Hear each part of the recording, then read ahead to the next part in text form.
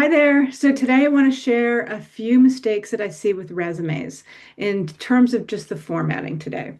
So the first mistake is just loads of text, too much text. And often it can be dense paragraphs, especially around the top of the resume if you're writing a big professional statement. It matters because hiring managers scan. They don't always have time to read thoroughly your resume, so walls of text get skipped. It's a good benchmark to use two or three bullet points per role on your resume with white space in between the sections. And if you can't read it in 7 seconds, in a 7 second glance, then your resume needs editing. So mistake number two is your contact information. You want to have some professional verification in your contact. So an email that looks professional, your LinkedIn URL is really important. Location matters more if it's a role that's in office, but it's not critical if you're worried about space. So a LinkedIn URL, a professional email address, and a way for recruiters to verify you quickly. So one thing to avoid is unprofessional emails like partygirl2025@gmail.com, or if you have a side hustle and you've got an email for that, that could distract from your application. So, mistake number three is a weak professional summary placement. So, you want to make a connection between yourself and the role that you're applying to, like that. So, you want to put that job title or professional value statement right next to your name. So, that's the first thing they see. Holly Smevog, career coach. Let's find out more.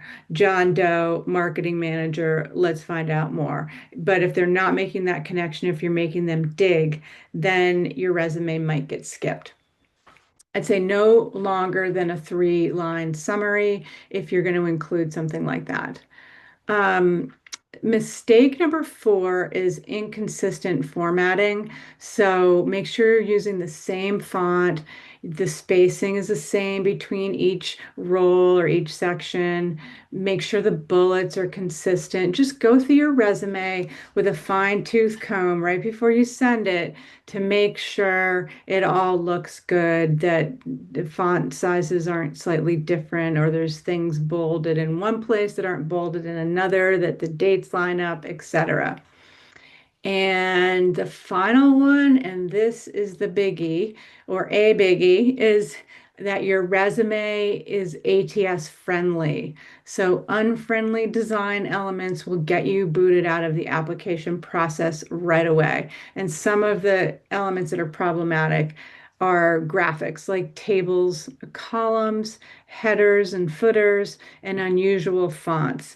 So I've seen some really good looking resumes recently, but I just know as soon as I open them up, oh geez, like if they're networking, then they'll get seen. But if they're applying online through an applicant tracking system, they'll probably get booted out.